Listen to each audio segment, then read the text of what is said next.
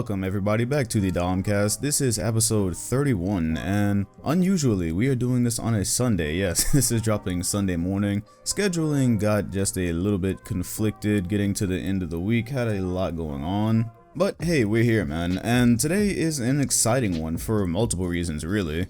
First of all, little bit of NBA news. We've had a couple of media days by now. A couple of teams had their media days. Nothing too hot going on there, right? Mostly just the cliche things that you hear. We're ready for the season. We're ready to take this step and, all that good stuff, right? Nothing too difficult to digest there, but definitely want to talk about Kyrie Irving, being that he was my favorite player on my favorite team. And we finally got to hear from him a little bit about last year. But the thing I'm more excited about after that, I am definitely going to be talking about NBA books, because a question that I have gotten a million times on Instagram, and it's funny I get this question on Instagram because that's where I actually I have to post there, right? People ask me about books, basketball books, and I have a whole post, like one of my 30 posts on Instagram is just like an entire slideshow of books, but that was a while ago. I didn't even notice until I picked up all the books I was going to talk about for this podcast that, god damn, I have read quite a few in the last 2 or 3 years or so. But yeah, people are constantly asking that, so I'm going to go over these books today because I've wanted a chance to talk about some of these anyways. Then of course we will get into the video games and anime section, because that is something new that I added last week and people seem to have liked it. And each week, that's really probably from here on out just going to be a mixed bag of things depending on what I did that week, what I thought about that week, things of that nature. I really think that's all we're gonna have time for today. I think that should take us the whole way. We'll see what we get to. No promises. Starting off with media day, yeah, it just became so real, right? Seeing all these new players in their new jerseys, and you get to see Anthony Davis in the Lakers jersey, which I think we had seen somewhere before, but we got to see him out there with the rest of his Lakers teammates. We got to see the Nets. We got to see Kevin Durant and Kyrie Irving. Got to see them laughing and giggling in their new Brooklyn threads. Got to hear Kyrie Irving talk about the debacle that was the Boston Celtics 2019 season, one of the more miserable seasons I've ever been through. And first of all, about it just becoming real, seeing these guys in their new jersey, seeing Kevin Durant in the Brooklyn jersey, for the first time it really just kind of hit me like, damn, we don't get to have that this season. We have to wait until the 2021 season to see this. And you know what? I'm thankful that basketball is back to its competitive ways. I'm thankful we don't have a juggernaut or a super team. I think this is going to be one of the better seasons. No, I don't think, right? I'm done saying that. This is going to be one of the best seasons I've ever covered, the best season I've ever covered, and one of the best that I've been around for just in general. Because normally there's always a clear-cut favorite. This year that is not the case. But I caught myself thinking when I saw KD and Kyrie, like, damn, what if this year, what if Kevin Durant had done whatever he did in Golden State and he was healthy?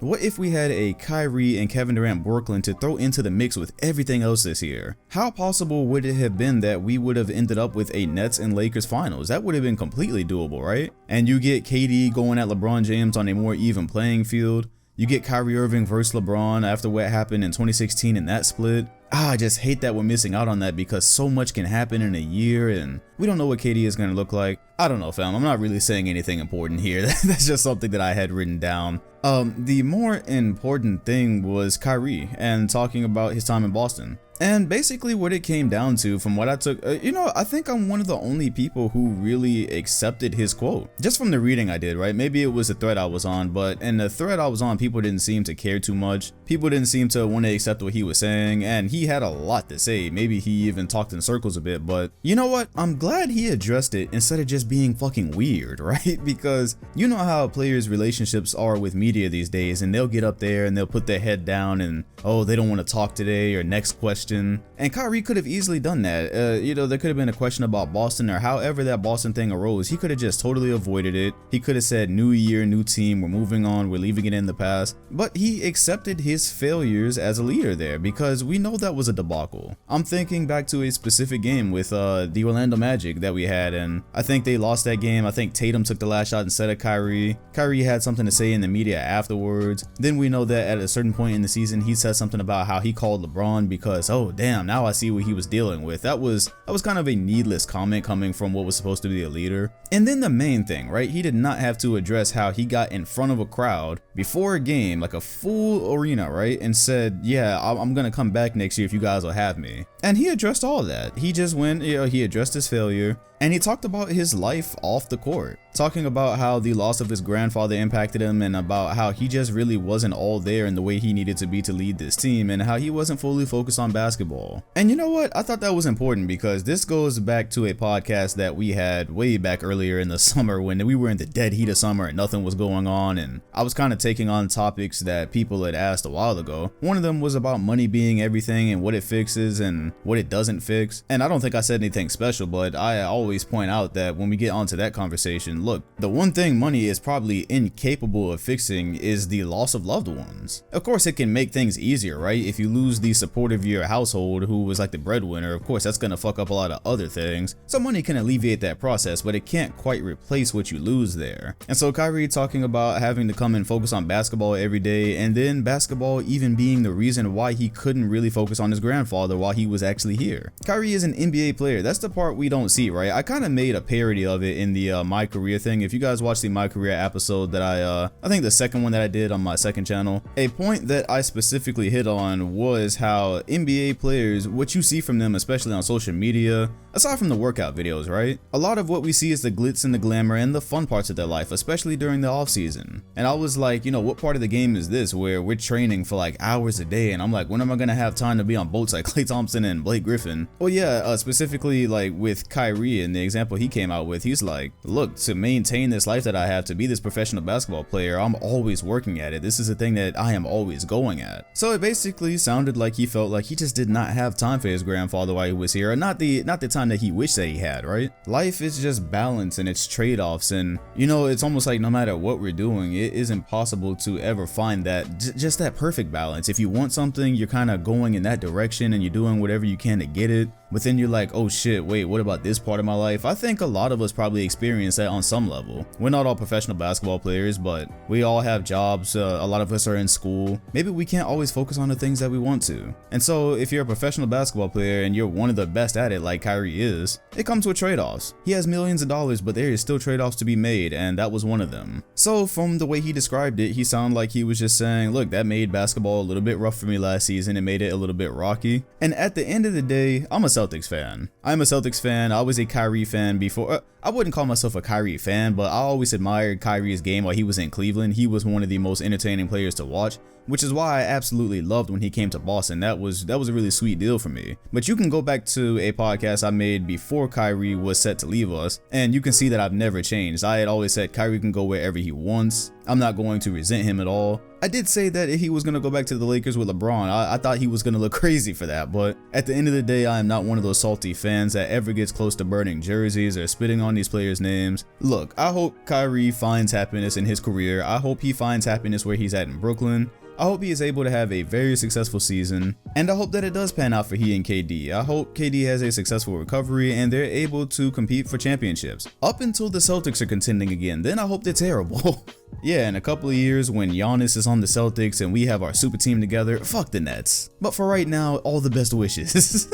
Yeah, that is basically short and sweet, right? Kyrie said what he had to say. Kudos to him for actually addressing it and putting it out there and opening up, right? Because I can understand why players would not want to open up to the media and, you know, talk about anything personal. At the end of the day, a lot of the media is looking for headlines. They are looking to take things out of context. It's actually crazy how much media will take things out of context. I've seen some really shameless Twitter accounts, and I'm talking about like official Twitter accounts. No, I'm not subtweeting right now. I legitimately don't remember which ones that I'm talking about. I just know that I've seen it. You'll see these, you know, these sports accounts that will just take one quote, or they'll cut something out of a player's quote and take it completely out of context and post it by itself so that it looks controversial. Then you go and read the article and it's saying two completely different things. It's so ridiculous. That's why I assume you remember last podcast I was saying that I'm glad KD in that interview about the Warriors that he actually came out and said what he felt and said what he felt about OKC. I am always down to hear players genuinely get their side out and get their feelings out because they don't have to. They absolutely don't have to, even when they should. And with Kyrie Irving, he didn't owe anybody anything. It's his career. He didn't owe anybody an explanation. But last year was a debacle, and he didn't make a promise, but it was a pretty bad look to have said what he said in front of that crowd and then just, you know, have everything fall apart around the team, around his free agency situation. So I'm glad he addressed it. That's that. The only other tidbits from Media Day is on the Lakers side, we we hear that Kyle Kuzma is pretty much out indefinitely. I didn't know he was having a stress reaction, I think is what I saw. Yes, a stress reaction in his left foot from that Team USA injury, and that is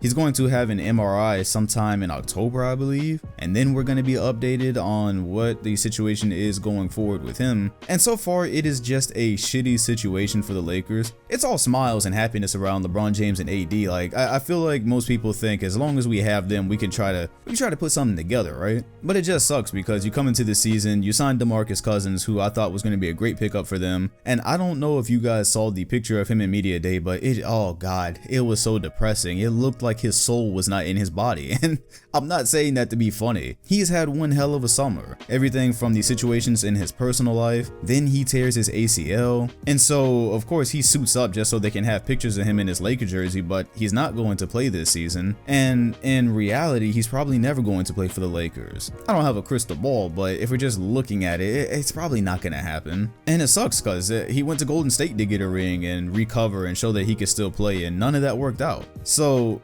you have that, and then you have Kyle Kuzma, who knows when he's going to be back. And this is just a part of the game, right? Injuries are a part of the game. Teams have to adapt around different situations, just like the Clippers. They're not going to have Paul George. As far as I know, the last I heard, they're not going to have Paul George for like the first 6 weeks of the season. So, you know, they're just going to have to manage. Everybody's just going to have to manage, but for the Lakers, if I was a Laker fan right now, I would definitely be sucking my teeth because I'm like, come on, man.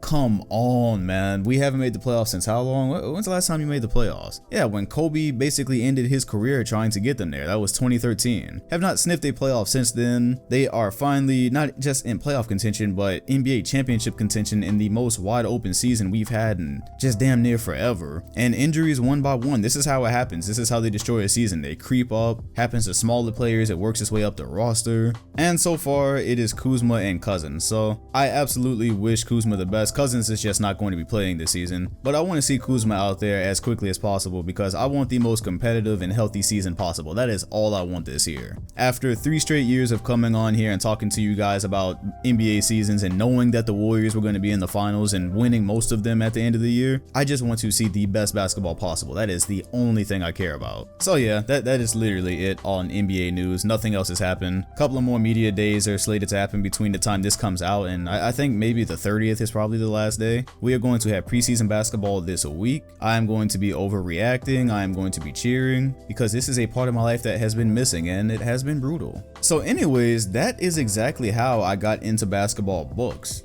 It was, let's see, that was 2017 summer. So that was my first full summer of actually being a YouTuber. And you get to the off season, it's really dry. And that's when I was in some store or whatever, and I ran into this Michael Jordan book. I picked it up, and that's what really got me through these last couple of off seasons, is just reading. I've gotten substantially busier since then, so this year I have not been reading as much, but when I got ready to do this podcast, I went to my shelf and I picked up all the books that I've read so far. I've read 13 basketball books since 2017 when I first picked up the MJ book, and I am in the year-long process of reading the 14th. It's taking a year because honestly the book just is not that great to me. It's more of a documentary type thing. And again, like, I'm substantially busier now. I think when I first started reading, I only had one full-time channel. Now I have 2. Been trying to figure other things out. It's just not the same, but nonetheless, I am very thankful to have ran across these other books. So I'm going to recommend some of them to you, talk to you a little bit about them. If you're wondering why you would ever read a basketball book in the first place, if that just doesn't seem to interest you, because as you can tell, it didn't interest me for a while. I remember in 2013, before that summer that I was going to college, I was reading the Dream Team book and it was just a drag. I just couldn't get through it back then, you know. But as I got older, my interest changed. I got this channel and the books are like crack. That's what they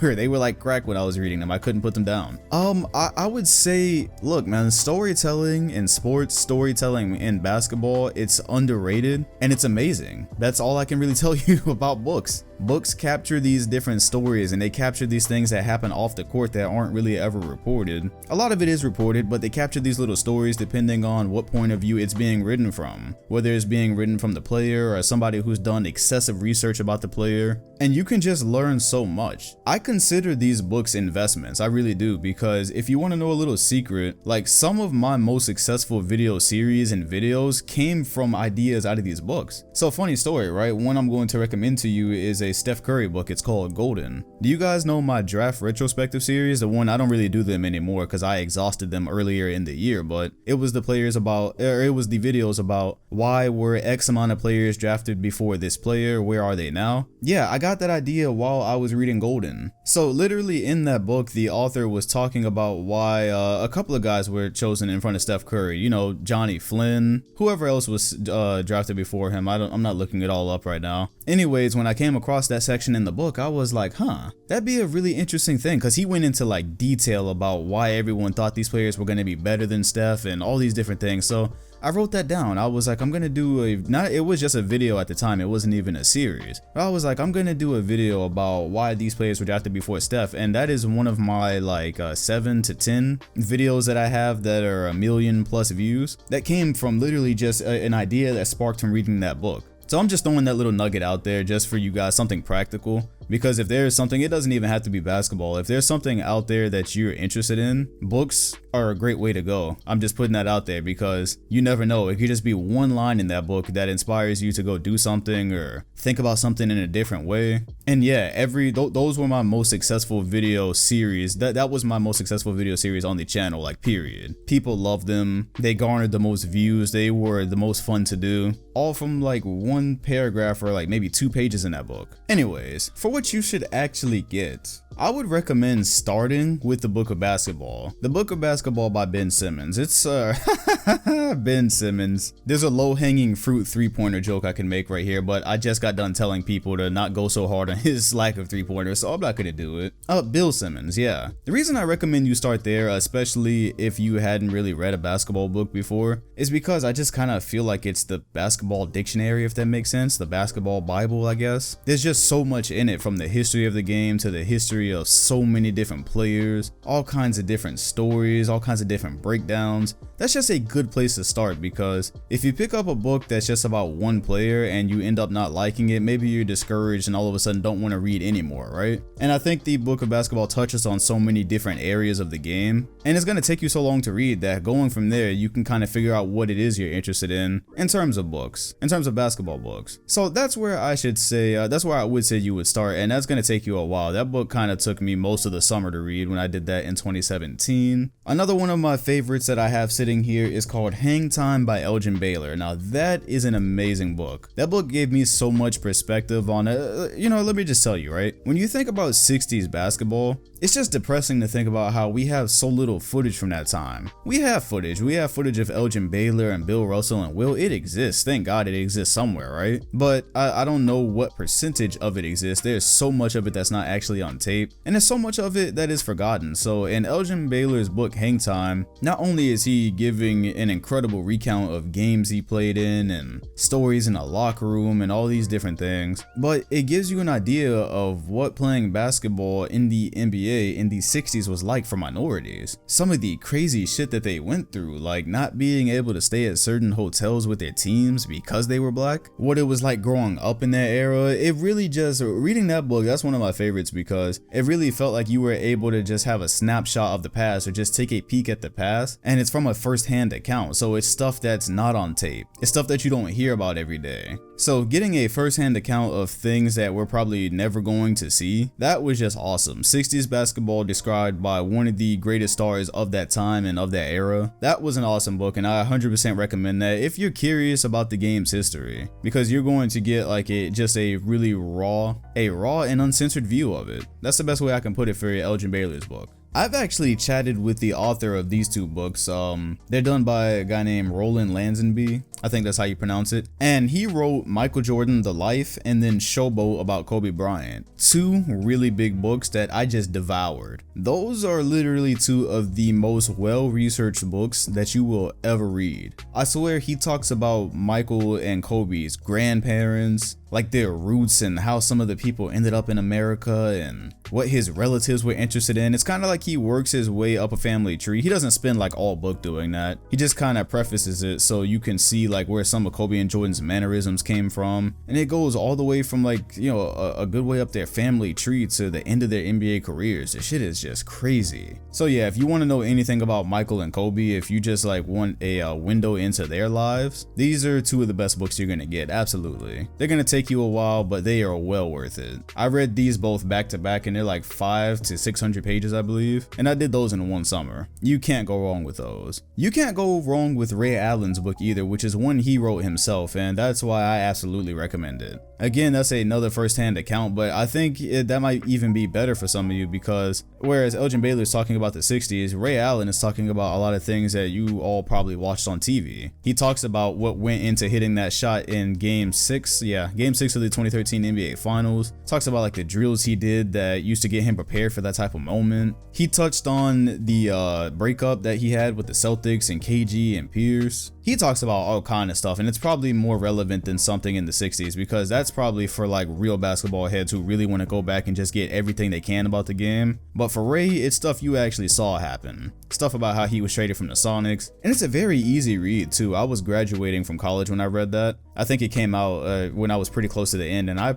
probably read that like in a week. So yeah, very easy read there, very informative. I might have to read that book again. I had a great time with that. Possibly my favorite out of the stack that I'm looking at though, When the Game Was Ours by Magic and Larry. That's a book that they were actually, they collabed on, so I think Jackie McCollum was the actual scribe for it. But yeah, you get Magic and Larry's accounts in that book, and I don't even need to describe why that's amazing. I really don't think I do. Yeah, When the Game Was Ours is exactly what it sounds like. Talks about their rivalry and all of their battles, and it goes back to like when they were growing up and whatnot. That is a crazy good book. That's probably the best one in my stack, and that's high praise, because there's some damn good books here. But just from what I remember, yeah, that's worth a reread. By the way, I try not to reread my books so I can actually get to new ones. That's why I haven't reread any of these from you know, the last 2 years that I've been reading them. Like, I don't want to go back and read When the Game Was Ours right now when I have Andre Iguodala's book sitting there that I haven't even gotten to yet. I bought that almost a month ago and I have not cracked it open.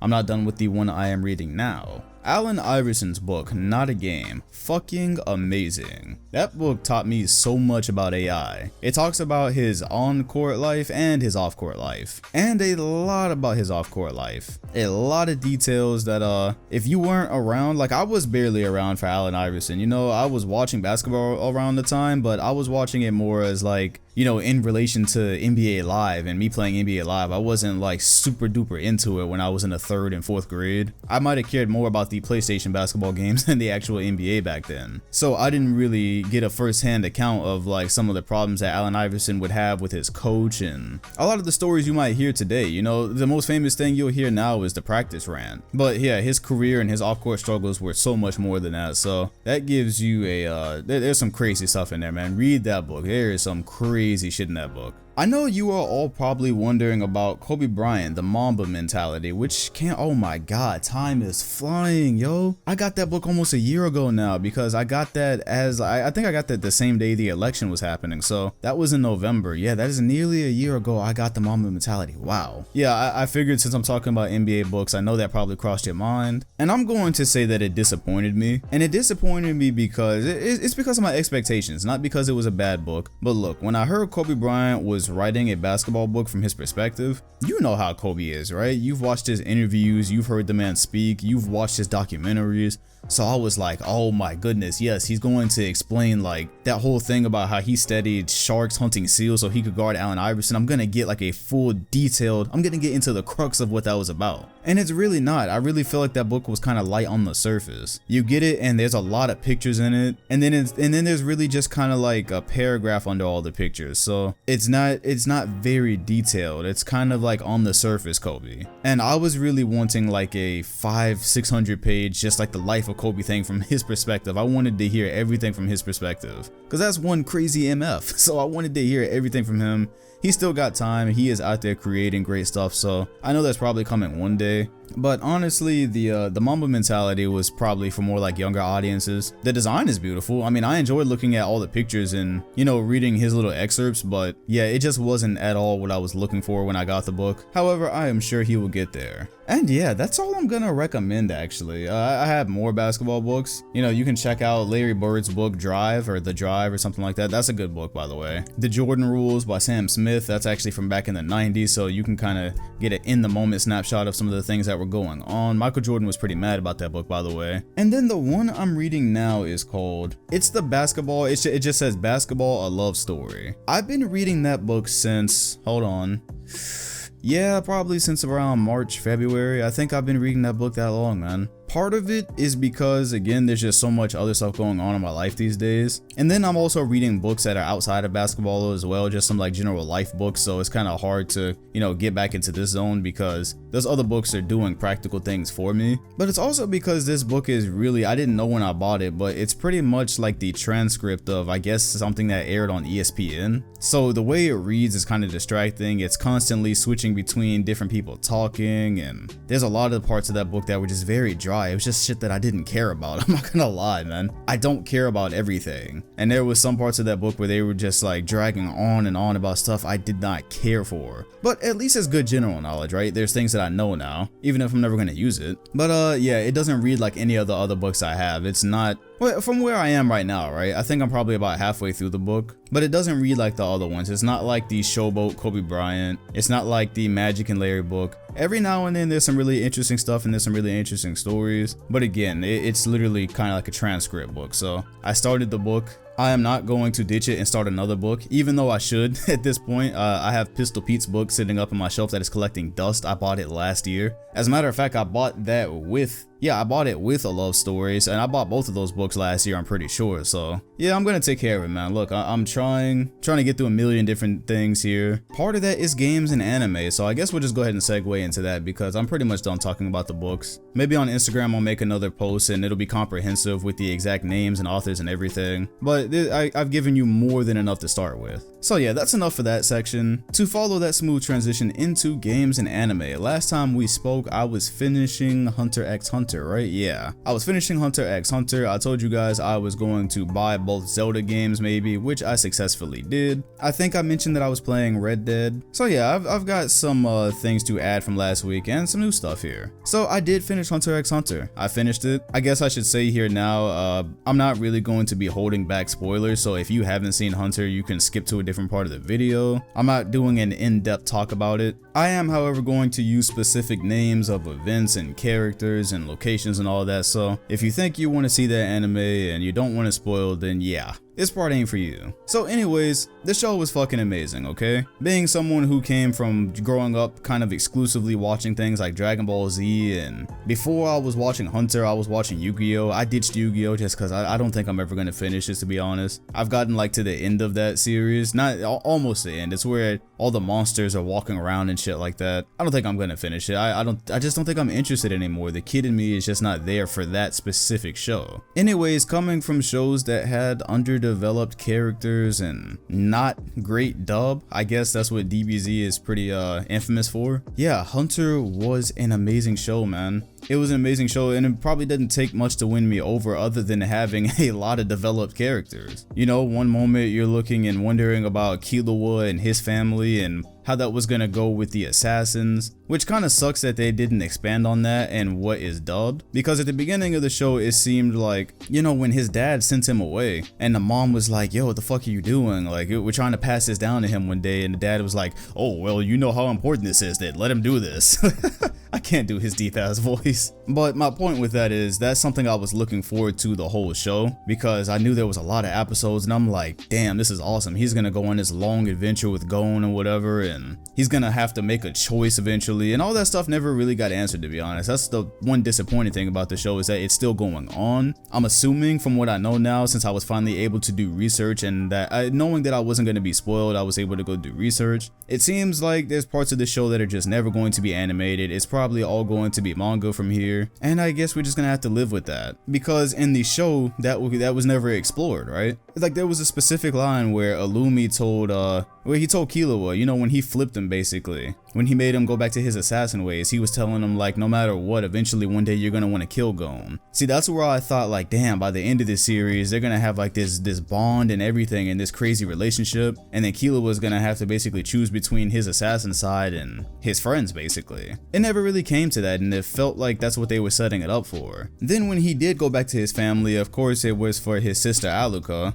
who just kind of popped up out of nowhere, and they had this strong bond. I found that kind of strange. So yeah, I did wish some things like that were more explored, like Hisoka, right? If you saw my tweet, what I'm referencing all here is when I tweeted out, I'm like, damn, I'm almost done with Hunter, and there's a lot of questions that aren't answered yet. This is basically what I was referring to. The whole thing with the Zoldyck family, Hisoka, because in the beginning arcs of the show, they're kind of building it like Gon is one of the things that's going to push his character development along is being strong enough to actually give Hisoka a good fight. And Hisoka pops up in and out of the show, and you always feel like you're gonna get more with him. But hey, he's an amazing character, do not get me wrong. Crazy as fuck, very unlike any other anime characters I've really come across. But there was things like that I really wanted answered. I was like, oh, this is just boss as hell, man. Cause Gon is nothing compared to Hisoka right now, and Hisoka's got all these different abilities, and I can't wait until the end of this series where these two go at it. And then it doesn't happen. And then Crollo also got left on a cliffhanger basically. I'm pretty sure he ended up getting his Nin back, but that whole thing with the Phantom Troop, oh, it left so much to be desired. I don't mean in a bad way like it was a trash arc. Of course, that's one of the best. I'm pretty sure that's like renowned as one of the best anime arcs in history. That, the Chimera Ant, that show is probably one of the greatest. But I'm talking about in terms of answers. I thought there was so much left with Crollo. I thought they were gonna explore like what ends up happening with the Phantom Troop once he gets his Nin back, and then what happens between him and Hisoka, which I now know is in the manga. It's not, who knows if that's ever going to be animated. So yeah, there's just so many things that it just leaves you wanting more. But even with all that being said, I do not want to make it seem like I am ragging on the show or that I am disappointed by the show. Oh no.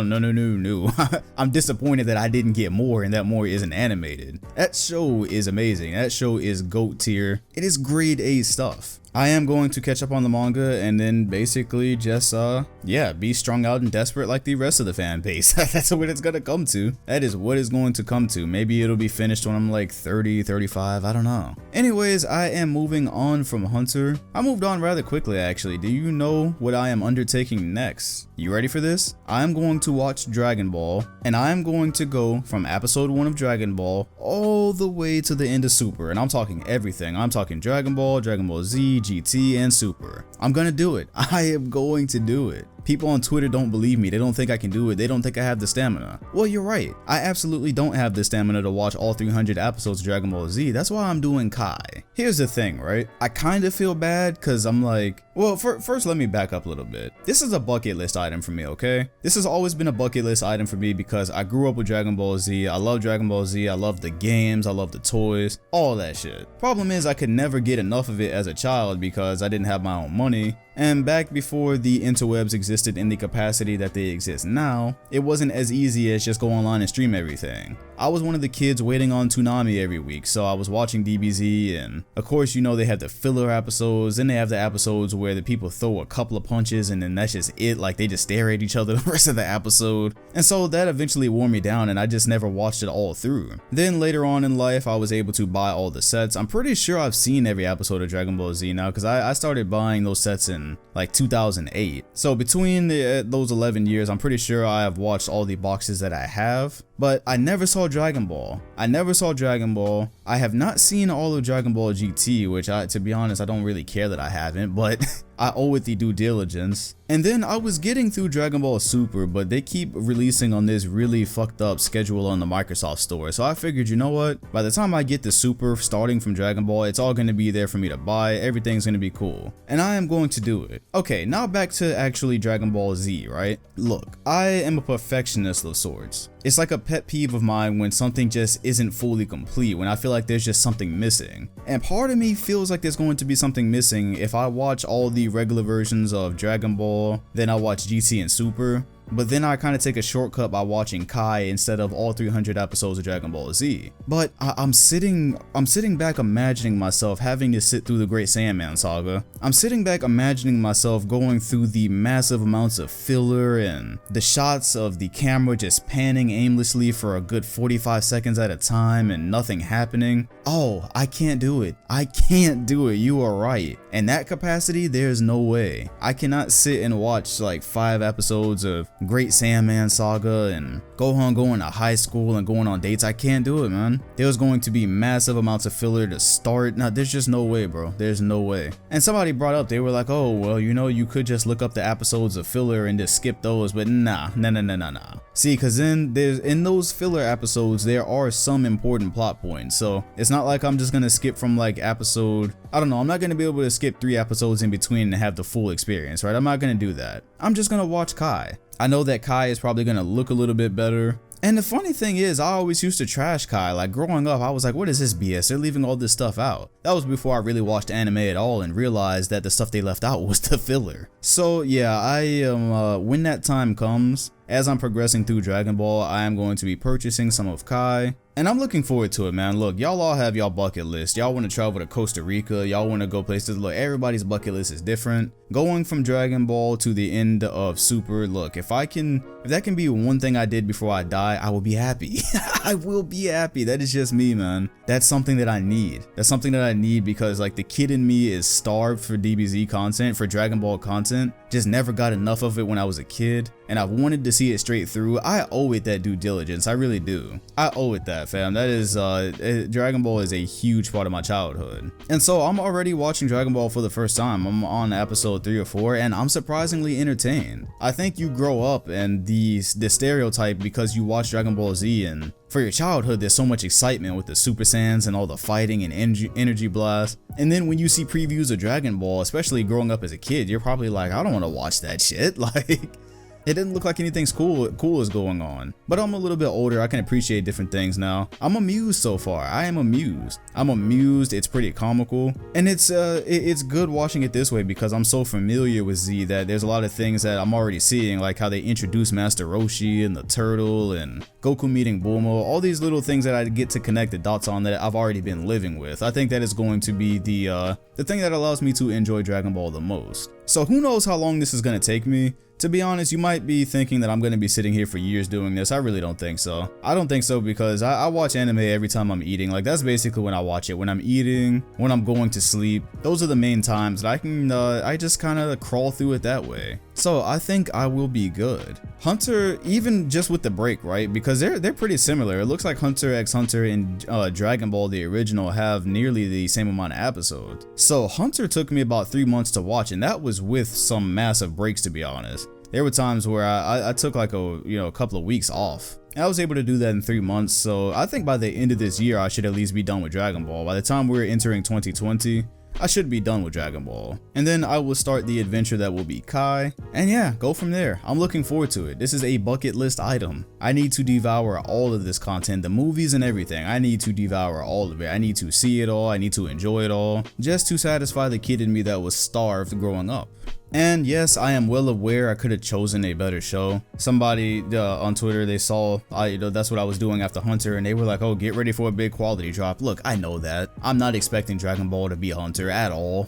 I'm really not. I know the difference in the quality and even the animation and everything, character development. I know that Hunter is probably going to be superior. I know there are superior shows, but I need to do this for myself. So that brings us to video games, and what have I been doing this week? Well, first of all, The Last of Us was announced. The Last of Us 2, the release date was announced. Thank God. I was sitting here wondering like, okay, like are they just gonna release this for the next gen consoles? Of course I should have known better. This is the same thing that happened with the first Last of Us. It came out near the end of the PlayStation 3's life cycle, and The Last of Us 2 is going to apparently send the PlayStation 4 off into its honeymoon, or off into the sunset. I don't know if honeymoon was the right term there. And I'm excited, even though I never played the first Last of Us.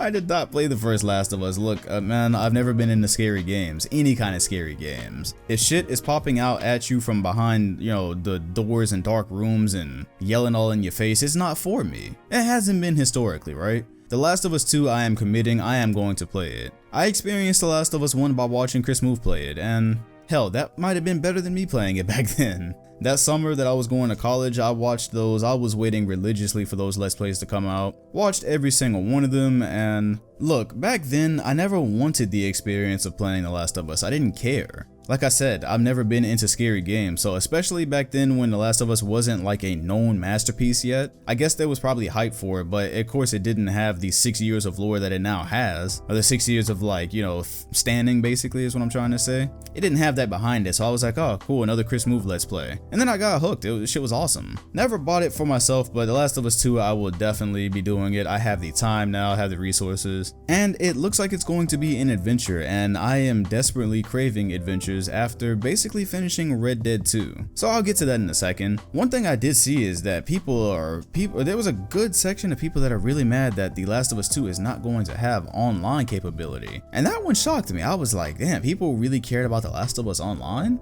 I did not know it was a thing. Again, I didn't own the game, but apparently there was a pretty dedicated community who was frustrated that basically Naughty Dog came out and said, or Neil Druckmann, I saw it on his Twitter page, and it basically came out and said, we were working on an online portion, but the game got so big in scope that we figured we just needed to focus on the single player. And they kind of left it very ambiguous as to whether there is going to be an online part that comes out later, because they did say it's going to manifest itself in some way, but I didn't fully understand what they were saying, if it's actually going to be like The Last of Us Online, if it's going to be its own separate thing. I have no clue right now. Main thing I was thinking about though, I really didn't know that people cared so much about an online experience in this game. I know maybe that's foolish of me, it's 2019. Even coming from me, someone who just as early as March was saying I couldn't even play a game if it wasn't online anymore. So I mean, I guess I get it, but a game like The Last of Us, I don't know, I thought people really only cared about the characters and the story and all that. Again, probably foolish in 2019. And I can kind of sympathize with it because now that I think about it, another game just like that from the same people is Uncharted. And you would think Uncharted is just for Nathan Drake and the story and the adventure that you go through,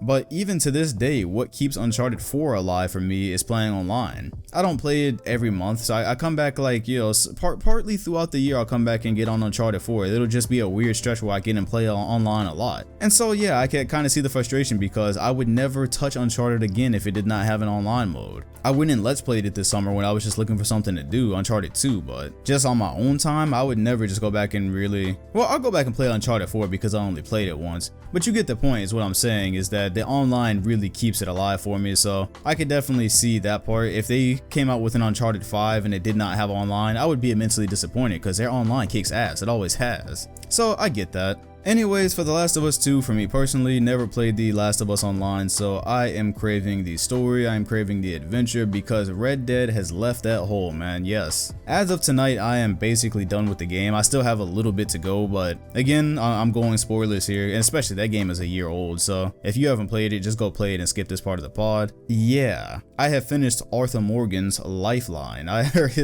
his life cycle. His story is finished in the game, he is done. I had the honorable ending, so I did not take a bullet to the head or a knife to the back. I got to watch the sun set on a grateful universe. Very sad, by the way.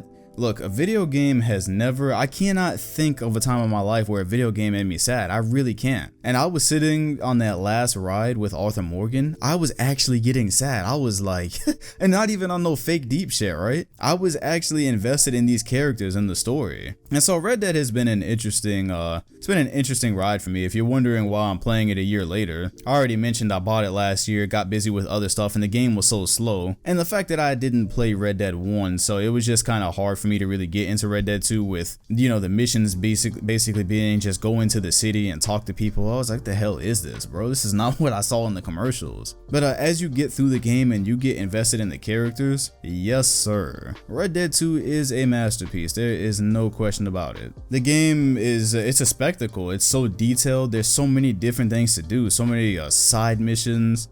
The random events I didn't really care so much for because I felt like they started, you know, repeating themselves. Whether it was me saving somebody from being eaten or taking somebody home, those started to get a little bit repetitive. And I started avoiding those because I'm like, bro, I'm trying to get to this next mission. I'm not trying to take a detour. This big ass map and this horse who never took the time to really mess with his stamina. I was like, bro, I can't do the detours anymore. But anytime there was a side mission, an obvious side mission, and I rolled past it, I indulged. Even if I never really completed it, I indulged. I indulged in this game as much as I could because I realized like how much work went into it. It is one of the most beautiful looking games I've ever played. If to this date, it might be the most beautiful I ever played. The lighting effects, the graphics, I took a ton of screenshots. If you want to go on my Instagram, that I have left a story highlight up of some of the best shots I got from that game now. Yeah, it is beautiful to look at. And then you actually get invested in the characters. You actually get invested in the story. Watching that slow rift between Dutch and John and your character, Arthur, not the author of a book. Yeah, watching all that develop, I could only imagine what a ride this was probably for people who actually played Red Dead 1 because I know what Red Dead 1 is about now. And so watching how that actually developed in Red Dead 2, that was probably really awesome for you all. And as I progressed through the game, like it really created that need for games for me again, for single player games, for games that I really just want to enjoy and don't want to put down, because that's what I really couldn't regain, and that's where I would just escape to online really. I would just escape to online modes and just kind of leave story modes alone. But yeah, constantly through this game, I just kept wanting to find out what happens next, and I feel like the game probably had enough for everybody who wanted to indulge. It had enough to offer for everybody who wanted to indulge and for how much they wanted to indulge. So for me, I'm not one of those people that was going to take the massive amount of time it probably takes to 100% this game. That wasn't going to happen. I was not remotely interested in that. But for people who, that's their cup of tea, I could only imagine what this is like for them. So much to discover, so much to do. For me, I was looking up for the experience of, well, mostly the story. Once the story really picked up, once I started seeing the bullshit with Dutch and then we got involved with the Indians, I just wanted to see what was going to happen next. But I also wanted to explore the world as well and some of the details they had. So every now and then I would veer off into a side mission. I would mess with animals here and there, but I'm glad it didn't try to pick you up by the hand and just really drag you through everything that it has, because then it would have probably just been overwhelming. Anyways, long story short, I definitely need that type of experience. I'm like craving that type of experience now. I'm probably gonna finish Red Dead like in the next day or so. And I heard Assassin's Creed has plenty of content, Assassin's Creed Origins. I'm not sitting here expecting to find a game of the quality of Red Dead anytime soon, because obviously that's a top tier production. But like, fam, I just need that adventure now. I need that adventure of a game that I just want to pop in and just want to have so much to do on, basically like when I was a kid. Because let me tell you what really happened this week. I played Red Dead so much, I have only touched 2K when I really needed to. So 2K has an event tomorrow. Me and my friends, the only time I'm playing 2K these days now, I'm playing with my friends and I'm recording stuff. I'm mostly getting on the park and grinding my player simply because it's one of the only things that really works right. What a coincidence. Probably the most profitable mode is the one that actually works. Wonder how that happened. Yeah, on the PlayStation 4, last time I checked, Play Now Online did not work. My Team Unlimited servers were trash. All these different online modes with all these problems, but I can go on the park just fine and not lag at all. I mean, at all. So yes, you all know the park is actually really fun when you have friends to roll with, so I've been hopping on with my friend who just so happens to have time. We've been grinding our plays together, and that's what I've been doing. But I'm thinking back to like even a week and a half ago when I was grinding my team. First of all, like I just said, I'm not grinding my team until I get some assurance that the unlimited servers are actually going to work, because I don't see the point of putting together a beastly team just to get on these broken servers and lag through a game. I don't see it. But even with that, look, don't get me wrong, my team is a fun mode and it has a ton to do, but there's just so much grinding involved, and it's a different type of game. I'm not sitting here fucking comparing a basketball game to Red Dead, right? Obviously there's only so much you can actually do in a basketball game, but the difference between sitting and grinding my team and then, playing a game like Red Dead, or playing an adventure like Red Dead, which is what I'm just going to be searching for in these single player modes, it's just adventures now, right? They are such drastically different feelings. One, I am actively enjoying myself, and the other, I'm just kind of sitting back, I got my leg up, cutting on some music, and I'm just like, ah shit, here we go again. Oh man, I'm just trying to get these points so I can get these players. Again, not ragging on my team mode, because not the actual modes itself, the game modes. There's a lot of stuff there to do. For a basketball game, there's a lot of fun to be had there. But yeah, I'm definitely, it is a grind, and I'm not grinding anything where I don't even know if I'm ever going to be able to use the stuff that I get. So when my team unlimited is good, then I will be good to return to that. But for now, yeah, 2K is basically just like, it's just me living out my hoop dreams that never came to reality. That's it. My career, grinding my player with my friends, that is it. Yeah, I talked to you guys about Zelda. I went out and bought them. I bought them both. I bought Zelda Link's Awakening and I bought Breath of the Wild. And I started with Link's Awakening. I'm enjoying it as much as somebody who has never played Zelda can enjoy it. It's a beautiful game. It's a beautiful game. It's actually pretty fun. Figuring out the dungeons is a lot of fun. The only thing, I'll tell you, I had two specific thoughts, right? First, I was like, wow, this must be exhilarating for people who played the Link's Awakening in the 1990s or whenever it came out, 93, right? I was like, damn, this must just be a masterpiece for them. And I was thinking that because obviously it's a remake of that old Game Boy game. I'm like, this is probably like if they would remake Dragon Ball Z Legacy of Goku with this same type of format. Man, there is not a price high enough that they could put on that game to keep me away from it. I'm telling you, right? If they remastered the way they remastered Link's Awakening, if they were to do that to Dragon Ball Z, Legacy of Goku 2 and Boo's Fury, oh my goodness, it would be a while before I saw sunlight. Anyways, more people recommended that I start with Breath of the Wild first, and then they said go to Link's Awakening, but I don't know, I just kind of wanted to progress in terms of like actual, you know, the game. I wanted to progress. I didn't want to go from Breath of the Wild to this remaster of a Game Boy game. I'm gonna start simple and then I'll get to Breath of the Wild, especially because that's probably going to take a while, and maybe that'll be my next adventure. I'm currently deciding, like, you don't understand, since I've played Red Dead, I'm just like, man, what have I been missing out on? And all this time I went to college, then came out and wasn't really in the single player games. What have I missed on this generation that I need to experience? I want all of them. I want all the games now. But yeah, Link's Awakening is awesome. Like I said, I'm enjoying it. Before I go to sleep at night, I sit down and I play a little, and I'm enjoying that game, and I've never played Zelda before. So if you're into Zelda and you've played the games, and especially you played that one, it's probably amazing for you. It's a pretty simple game. The dungeons are annoying to figure out sometimes. I like that there's a trading system within the game that you actually have to indulge in. That took me a while to catch on to, because when they were like trying to get me to collect a Yoshi doll for those people in the daycare, I just assumed that was probably some pointless side mission I didn't really need to fiddle with. Then I figured out like, oh yeah, you actually need to be trading stuff the whole game. So I like that that's a system that they have running concurrently with the actual story and the places that you're trying to go. Yeah, I should finish Link's Awakening pretty soon, and I'm gonna try to get through it because I want to go ahead and start Breath of the Wild. Yeah, I don't know if I'm gonna be able to run that and Assassin's Creed side by side. Again, time is of the essence.